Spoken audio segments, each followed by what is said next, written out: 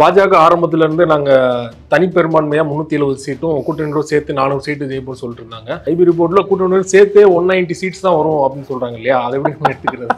இது யார் உங்களுக்கு சொன்னான்னு தெரியல, கேட்கறதுக்கு காதுக்கு சந்தோஷமா இருக்குது. தேன் வந்து பாயுது காதுல. வந்து கண்டிப்பா முழுமையா வந்து பாஜக வெற்றி பெற வாய்ப்பு இருக்குன்னு சொல்றீங்க இல்லையா? நான் சமீபத்துல பாத்தீங்கன்னா பெண்கள்லாம் கூடி ஒன்று கூடி பிஜேபிக்கு எதிரான ஒரு கூட்டம் கூடியது ராஜ்புட். ஆமா, பட் அது வந்து மோடி அவர்கள் பிஜேபி எதிர்ப்பையும் தாண்டி இந்தியா அலைன்ஸ் மீது ஆரம்பத்தில் உங்களுக்கு நம்பிக்கை இல்லை அப்படின்னு நீங்க நிறைய பேசியிருந்தீங்க இல்லையா? இந்த நம்பிக்கை இப்போது ஏற்பட்டுருச்சா? ஒரு ஆட்சி மாற்றத்துக்கான ஒரு அண்டர் கரண்ட் இருக்குன்னு தான் சொல்றாங்க. இது வந்து 10 ஆண்டு மோடி ஆட்சியில வந்த சோதனைகள். மறுபடியும் வந்து மோடி அவர்கள் ஆட்சிக்கு வந்தோன்னா மக்களவை சீட்ஸ் எல்லாம் வந்து கம்மி பண்ண வாய்ப்பு இருக்கு. டெல்லியில வரக்கூடிய கவர்மெண்ட் பவர்ஃபுல் கவர்மெண்ட்டாக இருந்ததுன்னா எல்லா அட்டூழியமும் நடக்கும். ஒன் நேஷன் ஒன் எலெக்ஷனை முதல்ல கொண்டு வருவாங்க. ஒன்று ஞாபகம் வச்சுக்கோங்க, மோடி ஒருவேளை சிம்பிள் மெஜாரிட்டி 272 வந்து உட்காந்துட்டாருன்னா டே 1லேருந்தே அட்டூழியங்கள் ஆரம்பமாகும். In terms of coalition government, கூட்டணி அரசு வருது பிஜேபி தலைமையிலன்னா கண்டிப்பாக வந்து இது எல்லாத்தையும் உடனே புஷ். இது போன்று அரசியல் சார்ந்து எக்ஸ்க்ளூசிவான வீடியோக்களை தொடர்ந்து காண ஆகாயம் வாய்ஸ் சேனலை சப்ஸ்கிரைப் பண்ணுங்க. ஆகாயம் வாய்ஸ் நேயர்களுக்கு வணக்கம். இன்றைக்கு நம்மோடு நேர்காணலுக்காக மூத்த பத்திரிகையாளர் மற்றும் அரசியல் திறனாய்வாளர் திருமதி மணி அவர்கள் நம்மோடு இணைந்திருக்கிறார். அவரோடு பேசலாம். சார் வணக்கம். வணக்கம். பாஜக ஆரம்பத்துல இருந்து நாங்க தனிப்பெரும்பான்மையா 370 சீட்டும் கூட்டணியோட சேர்த்து 400 சீட்டு ஜெயிப்போம் சொல்லிட்டு இருந்தாங்க. சமீபத்துல அவங்க அந்த 400 சீட் அப்படிங்கறத வந்து எதுவுமே பேசல. ஐபி ரிப்போர்ட், இன்டர்னல் சர்வே எல்லாம் தொடர்ச்சியா வந்துகிட்டு இருக்குது. ஐபி ரிப்போர்ட்ல கூட்டணியோட சேர்த்தே 190 சீட்ஸ் தான் வரும் அப்படின்னு சொல்றாங்க இல்லையா? அதை எப்படி நம்ம எடுத்துக்கிறது? இது யார் உங்களுக்கு சொன்னான்னு தெரியல, கேட்கறதுக்கு காதுக்கு சந்தோஷமா இருக்குது. தேன் வந்து பாயுது காதுல. அவர்கள் நினைத்த மாதிரி வட இந்தியாவில் இல்லை என்றுதான் தகவல்கள் வருகின்றன. Simple majority is 272. அதற்கான வாய்ப்புகள் குறைவு என்று செய்திகள் வருகின்றன. இவற்றை நாம் முழுவதும் ஏற்றுக்கொள்ளவும் முடியாது, ஒதுக்கி தள்ளவும் முடியாது. ஆங்கிலத்தில் சொல்றதுன்னா you have to keep your fingers கிராஸ்டுன்னுவாங்க. விஷயம் என்னன்னு கேட்டிங்கன்னா, மோடி 1.0ல 282, 2.0ல 303, 272 is the magic mark. Simple logic, simple strength. அதற்கான வாய்ப்புகள் வந்து இந்த முறை மிக மிக குறைவு என்று தான் தகவல்கள் வருகின்றன. பட் நம்ம இதை பற்றி உறுதியாக பேச முடியாது, உறுதியாக சொல்ல முடியாது. மோடிக்கு தனி மெஜாரிட்டி கிடைக்காது என்று உறுதியாக சொல்ல முடியாது. மோடிக்கு தனி மெஜாரிட்டி கிடைக்காமல் போவதற்கான வாய்ப்புகள் அதிகம் என்று மட்டும்தான் நாம் பேச முடியும். குஜராத் கம்ப்ளீட்லி பிஜேபிக்கு, மேபி 1 or 2ன்றாங்க, எனக்கு அது கூட நம்பிக்கை கிடையாது. 26ம் பிஜேபி தான் நான் நம்புறேன் குஜராத்தை பொறுத்த வரைக்கும். ஒடிசா அந்த மாதிரி வந்து யார் ஜெயிச்சாலும் ஆன்டி இந்தியா. ஏன்னா அங்கே வந்து நவீன் பட்நாயக் அண்ட் பிஜேபி, யார் ஜெயிச்சாலுமே வந்து ஆன்டி இந்தியா தான். கிளியர் ஸ்விங் அது. இந்த மாதிரி ஒரு 3-4 ஸ்டேட்ஸ் இருக்குது. பட் தேசிய அளவில் வந்து என்ன நடக்கும்ன்றதை நம்மளால கண்டிப்பாக கணிக்க முடியாது. இது is a very very tough and different election. It's a challenge for போல்ஸ்டர்ஸ்னுவாங்க. நம்ம ஏற்கனவே சொன்ன மாதிரி வந்து அந்த 4 ஸ்டேட் நம்ம சொல்லியிருக்கோம். நீங்க குஜராத் வந்து கண்டிப்பா முழுமையா வந்து பாஜக வெற்றி பெற வாய்ப்பு இருக்குன்னு சொல்றீங்க இல்லையா? நான் சமீபத்தில் பாத்தீங்கன்னா பெண்கள்லாம் கூடி ஒன்று கூடி பிஜேபிக்கு எதிரான ஒரு கூட்டம் கூடியது. ராஜ்புட்ஸோட. ஆமா, பட் அது வந்து ரிசல்ட்ஸை வந்து ஆல்டர் பண்ற அளவுக்கு போகும்னு நான் நம்பல. ஓகே, நிச்சயமா நம்பல. அப்படி அதனாலதான் நான் சொன்னேன் 1 or 2 சீட்ஸ். நான் 26 வந்து நீங்க வந்து கம்ப்ளீட்டா வந்து 15, 10, 16, 12, 14, 13, 13 அல்லது 26 அப்படிலாம் சத்தியமா கனவு காணாதீங்க. அங்கே அப்போசிஷனே இல்லை. Let us be frank. So குஜராத்லாம் அதாவது ஒன் வே ஸ்விங் ஸ்டேட்ஸ் நம்ம சொல்லலாம். Tamil Nadu, Kerala one way swing states. Gujarat one way swing state in terms of பிஜேபிக்கு சார்பு நிலையில். ஒரிசா அந்த மாதிரி ஒன் வே ஸ்விங் ஸ்டேட். மற்ற ஸ்டேட் எல்லாம் நீங்க அப்படி உறுதியா சொல்ல முடியாது. இந்த 4 ஸ்டேட் தான் குரூஷியல் ஸ்டேட்ஸ். லாஸ்ட் டைம் அவங்க நல்லா பர்ஃபார்ம் பண்ண, பிஜேபி நல்லா பர்ஃபார்ம் பண்ண ஸ்டேட்ஸ்ல ஒரே ஒரு ஸ்டேட்ல இந்த முறை அவங்க கூடுதலா பர்ஃபார்ம் பண்ண வாய்ப்பு இருக்கு. அவுட் ஆஃப் 42, 18 ஜெயிச்சாங்க. This time it may go up to 25 or 30. So ஒரு ஸ்டேட் அது எவ்வளவு தூரம் போகுதுன்னு தெரியல. ஸோ இவ்வளோத்த மீறியும் நான் வந்து உங்களுக்கு உறுதியா சொல்ல வர்றது என்னன்னா, கண்டிப்பா ஆல் இண்டியா லெவலில் நம்மளால எந்த ப்ரெடிக்ஷனும் கணிப்பும் கொடுக்க முடியாதுன்னு நான் நம்புகிறேன். ஆங்கிலத்தில் சொன்னால் you have to keep your fingers crossed. இவ்வளவு அந்த நீங்கள் சொன்னீங்க அந்த IB 190 அப்படின்லாம் சொல்கிறீங்க. எனக்கு கூட அந்த மாதிரி தகவல்கள் வருது. American state department 220 கீழன்றான். பட் இது இத்தனையும் மீறி வந்து சிம்பிள் மெஜாரிட்டி பிஜேபிக்கு 272 கிடைச்சதுன்னா அதில் ஆச்சரியப்பட எதுவும் இல்லை. அதற்கான சாத்தியம் கூறுகள் இருப்பதாகத்தான் நான் நம்புகிறேன். இன்னமும் let us be very clear. நான் பேசுவதில் எந்த முரண்பாடும் இல்லை என்று நான் உறுதியாக நம்புகிறேன். மோடி அவர்கள் பிஜேபி எதிர்ப்பையும் தாண்டி இந்தியா அலைன்ஸ் மீது ஆரம்பத்தில் உங்களுக்கு நம்பிக்கை இல்லை அப்படின்னு நீங்க நிறைய பேசியிருந்தீங்க இல்லையா? இந்த நம்பிக்கை இப்போது ஏற்பட்டுருச்சா? ஒரு ஆட்சி மாற்றத்துக்கான ஒரு அண்டர் கரண்ட் இருக்குன்னு தான் சொல்றாங்க. இது வந்து 10 ஆண்டு மோடி ஆட்சியில வந்த சோதனைகள். இப்போ நம்ம அந்த 3 விஷயங்களை பேசணும் திரும்ப திரும்ப. ஜிஎஸ்டி, இன்ஃப்ளேஷன், தட் இஸ் விலைவாசி உயர்வு, பெட்ரோலிய பிரைசஸை வச்சு விலைவாசி உயர்வு, 3வது அன்எம்ப்ளாய்மெண்ட். இதை 3ஐயும் மீறி எப்படி 3வது தடவை இவங்க ஜெயிப்பாங்க, இவங்களுக்கு ஓட்டு போட்டாங்கன்னா இந்த மக்களை என்ன சொல்லுது, இவர்கள் மனிதர்களா இல்லை சோற்றால் அடித்த பிண்டங்களா என்ற கேள்விகள் தான் எல்லோரும் அறிவுள்ளவர்கள் மனதில் எழக்கூடிய கேள்வி என்று நாம் ஏற்கனவே பேசினோம். ஆனால் இதை பேலன்ஸ் பண்ணுற மாதிரி மோடி பிஜேபி ஹிந்துத்வாவையும் மோடி ஃபேக்டரின்னு கொண்டு வருவாங்க. நல்லா ஞாபகம் வச்சுக்கோங்க, மோடி ஃபேக்டருக்கு இருக்கக்கூடிய அந்த ஒரு இந்த வாட் கேன் யூ சே சாம்னு சொல்லலாம், பவர்னு சொல்லலாம், அல்லது வந்து மோடி ஃபேக்டருக்கு இருக்கக்கூடிய அந்த ஒரு ஓட் புல்லிங் கெப்பாசிட்டின்றது கணிசமான அளவுக்கு குறையவில்லை என்பதுதான் உண்மை. It is not BJP, it is Modi factor. அதனால தான் அவங்க மோடியை முன்னிறுத்துறாங்க திரும்ப திரும்ப. आपकी बार மோடி சர்க்கார் தான் சொல்கிறாங்க. மோடிக்கா கேரண்டின்றான், பிஜேபிக்கா கேரண்டின்னு சொல்லலை. இது பிரசிடென்ஷியல் ஃபார்ம் ஆஃப் கவர்மெண்ட் கிடையாது. ஸோ அந்த மோடி ஃபேக்டர் அவங்களுக்கு கை கொடுக்கும் என்று அவர்கள் நம்புகிறார்கள். அந்த நம்பிக்கை ஒதுக்கி தள்ள முடியாத நம்பிக்கை என்று தான் நான் பார்க்கிறேன். ஸோ திரும்பவும் நான் சொல்கிறேன், நீங்கள் வந்து ஓப்பன் மைண்டடாக தான் இருக்க முடியும். You have to keep your fingers crossed, அவ்வளோதான். சவுத்தை பொறுத்த வரைக்கும் எப்பவுமே பிஜேபி எதிரான ஒரு அலை தான் வீசிக்கிட்டு இருக்கு இல்லையா? மறுபடியும் வந்து மோடி அவர்கள் ஆட்சிக்கு வந்தோன்னா தொகுதி மறுசீரமைப்பு மூலமாக வந்து சவுத்தில் இருக்க ஸ்டேட்ஸோட மக்களவை சீட்ஸ்லாம் வந்து கம்மி பண்ண வாய்ப்பு இருக்குன்னு சொல்கிறாங்க இல்லையா? அதற்கு வாய்ப்பு இருக்குன்னு நினைக்கிறீங்க? இல்லை, கம்மியாகுதுன்னா நம்பிக்கை, அதாவது இந்த பார்லிமெண்ட்டில் எண்ணிக்கை கூடும்பொழுது இப்போ வட இந்தியாவில் வந்து 50 சீட்டில் வந்து 11 சீட்டு கூடுதுன்னா நமக்கு குறைய வாய்ப்பு இல்லை. நமக்கு 1 சீட்டு கூடும், 2 சீட்டு கூடும், எந்த சீட்டும் குறையாதுன்றாங்க. சரி, அதில் ஆம்பிகுட்டி இருக்குது. அது எப்படி வந்து அவங்க வரையறுக்க போகிறாங்க என்னன்னு தெரியல. இட் ஆல் டிபெண்ட்ஸ் ஆன் இப்போ டெல்லியில் வரக்கூடிய கவர்மெண்ட் பவர்ஃபுல் கவர்மெண்ட்டாக இருந்ததுன்னா எல்லா அட்டூழியமும் நடக்கும். 1 நேஷன் 1 எலெக்ஷனை முதல்ல கொண்டு வருவாங்க. ஒன்று ஞாபகம் வச்சுக்கோங்க, மோடி ஒருவேளை சிம்பிள் மெஜாரிட்டி 272 வந்து உட்காந்துட்டாருன்னா டே 1லேருந்தே அட்டூழியங்கள் ஆரம்பமாகும். அதுக்கு தகுந்தாப்புல தான் வந்து புதிய நாடாளுமன்ற கட்டத்தில் வந்து 858 சீட் 858 சீட்டுன்றது அது என்னன்னு கேட்டிங்கன்னா வந்து நம்மளோட எண்ணிக்கை இப்போ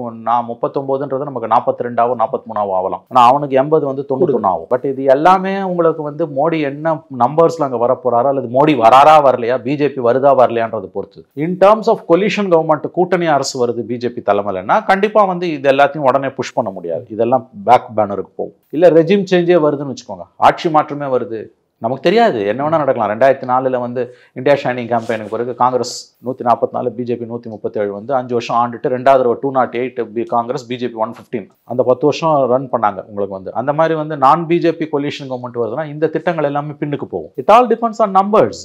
ஸோ நம்ம இந்த விஷயங்கள் எல்லாத்தையுமே தேர்தல் முடிவுகளுக்கு பிறகு தான் நம்ம பேச முடியும். அதே போல் நேற்று உள்துறை அமைச்சர் கட்டடத்திலே வந்து ஒரு பகுதியில் வந்து தீ விபத்து ஏற்பட்டிருக்குது, முக்கியமான ஃபைல்ஸ்லாம் வந்து காணாமல் போயிருக்கு, எரிஞ்சு போயிருக்குது அப்படிங்கிற தகவல்லாம் வருது. பொதுவெளியில் பேசும்போது சிவா, கருத்துக்கள் எதுவாக வேணா இருக்கலாம். ஆனால் நீங்கள் வந்து ஒரு கான்ஸ்பிரசி தியரியை முன் வைக்கிறீங்க அப்படின்னா, கான்ஸ்பிரசி தியரினாலே அது வந்து நெகட்டிவ் கனோட்டேஷனு. இப்போ ஒரு குற்றச்சாட்டை முன் வைக்கிறீங்க ஒரு தனிநபர் மேலேயோ, ஒரு அரசின் மேலேயோ, ஒரு கட்சி மேலேயோனா must have some solid evidence. நம்ம என்றைக்குமே இப்போ நான் வந்து தனிப்பட்ட முறையில் யாரையும் விமர்சனம் பண்ணி பேசுனதே கிடையாது. அந்த கட்சியை தான் நம்ம இப்போ பேசுகிறோம். ஒரு கட்சி தோக்குது, இப்போ ஏசி சண்முகம் தோக்குறாரு, சௌமியா அன்புமணி தோக்குறாங்கன்னா பர்சனலாக அவங்க மேலே நமக்கு எந்த விதமான கிரட்ஜும் கிடையாது. பாமகவை தான் நம்ம பேசுகிறோம். பாமகன்ற கட்சி வந்து எப்படி எலெக்ஷனுக்கு எலெக்ஷன் பல்ட்டி அடித்து தன்னோட கொள்கைகளை தாரவாத்து இன்றைக்கி போய் பிஜேபியோட நிற்கிது.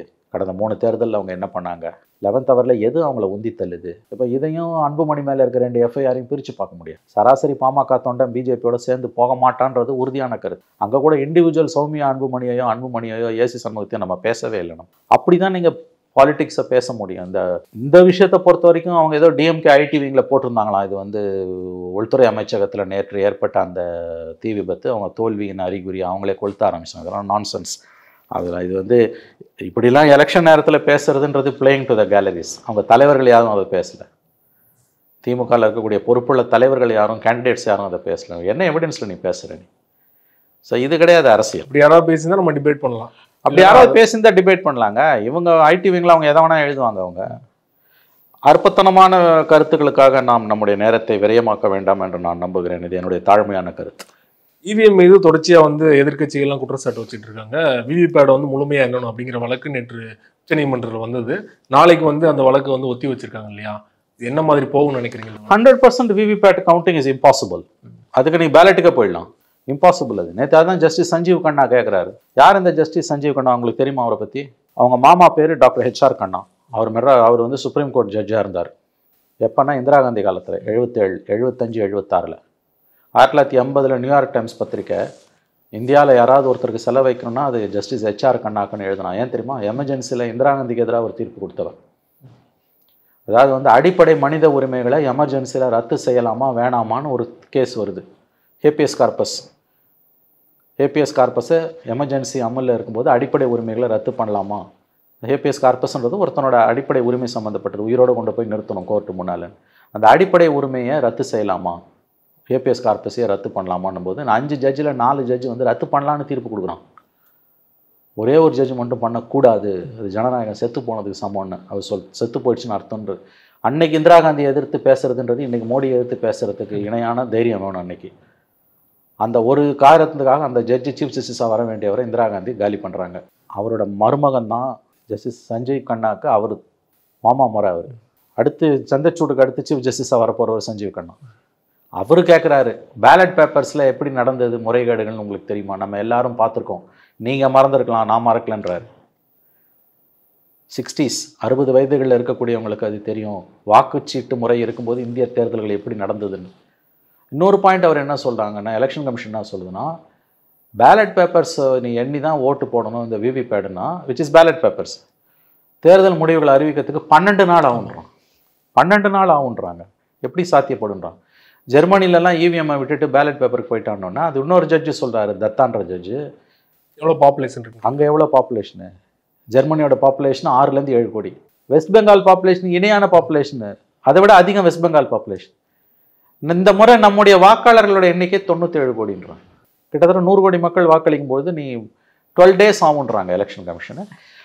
ஸோ இவிஎம்ஸ் மேலே இந்த விவிபேட்ஸ் தான் இவங்க கேட்குறாங்க, இவிஎம் வேணான்னு கேட்கல. இந்த மனுதாரர்கள் எல்லாருமே விவிபேடை கவுண்ட் பண்ணணும்னு கேட்குறாங்களே ஒழிய மறுபடியும் பேலட் பேப்பருக்கு போகணும்னு பிரசாந்த் பூஷன் சொல்கிறாரு, அசோசியேஷன் ஃபார் டெமோக்ராட்டிக் ரைட்ஸ். அதையும் அவரும் வந்து வலுவாக வலியுறுத்த மறுக்கிறார். அப்போ தான் ஜட்ஜஸ் என்ன சொல்கிறாங்க, நீங்கள் மற்ற நாடுகளில் இருக்க உதாரணத்தை இங்கே காட்டக்கூடாது, you take look at the population அப்படின்னு. 100 கோடி மக்கள் வாக்களிக்கக்கூடிய தேர்தலில் கண்டிப்பாக 12 நாள் மினிமம் உங்களுக்கு. ஐ டோன்ட் திங்க் அவங்க இப்போ 100% விவிபேடுக்கு அலோவ் பண்ண மாட்டாங்க. எலெக்ஷன் கமிஷனை மீறி கோர்ட்டு போவாது இந்த நேரத்தில். நிறைவா ஒரே ஒரு கேள்வி சார், பாஜகவே அவரோட தோல்வி ஒப்புக்கொண்டாலும் வந்து வட இந்திய ஊடகங்கள் ஒத்துக்கொள்ள மாட்டாங்க அப்படிங்கிற ஒரு விமர்சனம் எழுந்திருக்கு ஊடகங்களோட செயல்பாடுகள்லாம் பார்க்கும்போது. இந்திரா காந்தி அவர்கள் தோல்வி அடைந்த போது கூட வந்து சில மணி நேரங்களுக்கு அப்புறம் தான் உண்மையான வந்து நிலவரம் வெளிவருது.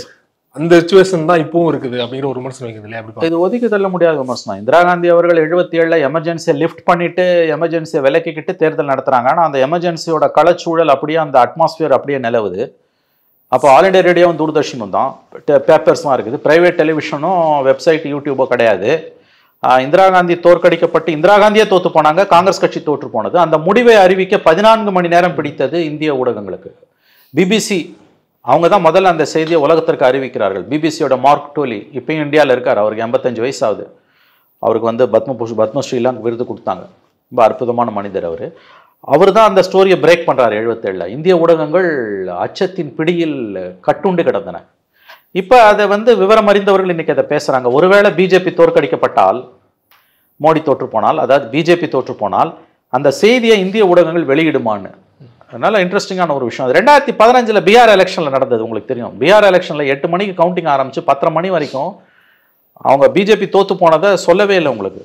அவங்க ஆர்ஜேடியும் ஐ திங்க் நிதிஷும் தான் வந்து லீடிங்கில் வந்துகிட்டு இருக்காங்க. அப்போ அந்த செய்தியையே வந்து அவங்க சொல்லலை. 10:30க்கு பிறகு தான் அந்த 2.5 hours பொறுத்தோம். வழக்கமாக ஒரு அசம்பிளி எலெக்ஷனில் 10 மணிக்கு 2 ஹவர்ஸில் பிக்சர் கிளியர் ஆகிடும். 10:30 மணிக்கு மேலே தான் சொல்கிறாங்க. ஏன்னா ஒப்பீனியன் போல்ஸில் எந்த அளவுக்கு ஒருதலை பட்சமாக இருந்தாங்களோ ஆக்சுவல் ரிசல்ட்டை சொல்கிறதுலையும் அவ்வளோ ஒருதலை பட்சமாக இந்திய ஊடகங்கள் இருந்த ஒரு காலம். ஒரு உதாரணம் எதுனா 2015 Bihar election, assembly election. Of course அதுக்கு பிறகு நிதிஷ் பலமுறை பல்ட்டி அடிச்சு இப்போ அவர் பிஜேபியோட இருக்கார். அவர் வந்து அப்போ வந்து அவர் ஆர்ஜேடியோட இருந்தார். பிஜேபி தோக்குது பீகாரில், ஆனால் அந்த செய்தியை சொல்ல மறுக்குது ஊடகங்கள். இத்தனைக்கு எலெக்ஷன் கமிஷனே அதை சொல்ல மறுக்குது. இந்த முறை அப்படி நடந்ததுன்னா ஆச்சரியம் இல்லை. ஆனால் ரொம்ப நாளில் நீங்கள் உண்மையை மறைக்க முடியாது. 77 எமர்ஜென்சி திரும்புதுன்னா நல்லது. ஏன்னு கேட்டிங்கன்னா முடிவு தானே முக்கியம். சொல்கிறதுக்கு 2 மணி நேரம் தாமதமாகலாம், 20 மணி நேரம் 24 மணி நேரம் கூட தாமதமாகலாம். மோடி தோற்கடிக்கப்பட்டால், பிஜேபி தோற்கடிக்கப்பட்டால் அது நல்லது தானே. அதனால் அந்த செய்தி தாமதமாக வந்தாலும் நல்ல செய்தியாக இருக்கும் பட்சத்தில் நாம் அதை வரவேற்கலாம். பட் மீடியா பவர்ஃபுல்லாக தான் இருக்குது. அவ்வளோ தூரம் எலெக்ஷன் கமிஷன் ஒன் சைடடாக போயிட முடியாது. நீங்கள் கேட்குறது ரொம்ப முக்கியமான கேள்வி. அந்த கேள்வியின் சாராம்சமாக நான் புரிந்து கொள்வது என்னென்னா, இந்த அளவுக்கு ஊடகங்கள் வந்து எமர்ஜென்சியில் கூட வந்து ஆட்சியாளர்கள் காலடியில் விழுந்து கிடந்தது கிடையாது. எமர்ஜென்சியில் கூட இந்தியன் எக்ஸ்பிரஸ் மாதிரி பத்திரிகைகள் முதுகெலும்புடன் எதிர்த்து நின்றன. இப்படி ஒரு அதுவும் தொழில்நுட்பம் இவ்வளோ வளர்ந்துருக்கக்கூடிய கட்டத்தில் வந்து எல்லாத்தையும் மோடி கண்ட்ரோல் பண்ணுறாரு, பிஜேபியும் ஆர்எஸ்எஸும் கண்ட்ரோல் பண்ணுறாங்கன்றது நினச்சி கூட பார்க்க முடியாத விஷயம். இப்போ நேற்று நடந்த இன்சிடெண்ட்டை பாருங்கள். நீங்கள் ட்விட்டரில் எக்ஸ் தளத்தில் 4 போஸ்ட்டை வந்து எடுக்க சொல்லியிருக்கான் எலெக்ஷன் கமிஷன். அது பிஜேபிக்கு எதிரான பதிவுகள். எலான் மஸ்க் அதை கண்டிச்சிருக்காரு. இது நாங்கள் ஒபே பண்ணுறோம், ஆனால் இது நாங்கள் எதிர்க்கிறோம். ஏன்னா கருத்துரிமை மீதான பிஜேபியின் கொடுந்தாக்குதல் என்பது நினைத்து கூட பார்க்க முடியாத அளவுக்கு கொடூரமானதாக, அதாவது அதிபயங்கரமானதாக மாறிக்கொண்டிருக்கிறது. அதில் எலெக்ஷன் கமிஷன் மோடி அரசாங்கத்தின் கை பாவையாக செயல்படுவதால் இந்த தொழில்நுட்பம் ஒரு பக்கம் உங்களுக்கு லெவல் பிளேயிங் ஃபீல்டை யார் வேணால் எந்த கருத்தை வேணால் பதிவு பண்ணலான்னு அந்த வாய்ப்பை கொடுத்துருந்தாலும் எல்லாவற்றையும் கட்டுப்படுத்தக்கூடிய நிலையில் மோடி அரசு இருந்து கொண்டிருக்கிறது. எவ்வளவு தூரம் தொழில்நுட்பம் கருத்துரிமையை என்ஷூர் பண்ணாலும் அதை கட்டுப்படுத்தக்கூடிய கான்செப்டும் டெக்னாலஜியும் வளர்ந்துக்கிட்டு தான் இருக்குது. அந்த அரசு மிரட்டல்கள் பயங்கரமாக இருக்குது. இப்போ அந்த ஐஃபோனில் கூட அந்த இது வந்தது பார்த்துருப்பீங்க நீங்கள். முந்திலாம் ஸ்டேட் ஸ்பான்சர்டு அட்டாக்னு வருமா, அதை எடுத்துகிட்டு இப்போ சாஃப்ட்வேர் மால்வேர் அட்டாக்னு போடுன்றானோ. என்ன அயோக்கியத்தனம் இது! கவர்மெண்ட்டே அட்டாக் பண்ணுதுங்க, அதை கிராக் பண்ண முடியாதுன்றது தான் ஐஃபோனோட அந்த சாஃப்ட்வேரோட ஸ்பெஷாலிட்டி. அதுக்காக தான் வாங்குறாங்க. அட்டாக் வருது அப்படின்னா உங்களுக்கு அலர்ட் பண்ணுறான். அவன் அலர்ட் பண்ணும்போது ஸ்டேட் ஸ்பான்சர்டுன்னு வந்துட்டு இருந்தது. இப்போ என்ன பண்ணுறதுன்னா ஸ்டேட் ஸ்பான்சர்டை எடுத்துகிட்டு மால்வேர் அட்டாக்னு போடுன்றான். எவ்வளோ அயோக்கியத்தனம் இது! ஆகவே இந்த பாயிண்ட் நல்ல பாயிண்ட். 77 இந்திரா காந்திக்கு நடந்தது. காங்கிரஸ் பார்ட்டி அன்னைக்கு தோற்ற பொழுது, இந்திரா காந்தியே தோற்ற பொழுது அதை சொல்லுவதற்கு இந்திய ஊடகங்கள் 14 மணி நேரம் எடுத்துக்கொண்டது மாதிரி இந்த முறை ஒருவேளை பிஜேபி மோடி தோற்கடிக்கப்பட்டால் அந்த செய்தியை எவ்வளவு விரைவில் இந்திய ஊடகங்கள் உலகத்திற்கு அறிவிக்கும் என்று நீங்கள் கேட்கிறீர்கள். நல்ல கேள்வி, அற்புதமான கேள்வி, ஆழமான பொருள் கொண்ட கேள்வி. என்னிடம் பதில் இல்லை. பொறுத்திருந்து பார்க்கலாம். நேரத்தை ஒதுக்கி பல்வேறு தகவல்கள் எங்களோடு பகிர்ந்து கொண்டீங்க. நன்றி சிவா. நன்றி.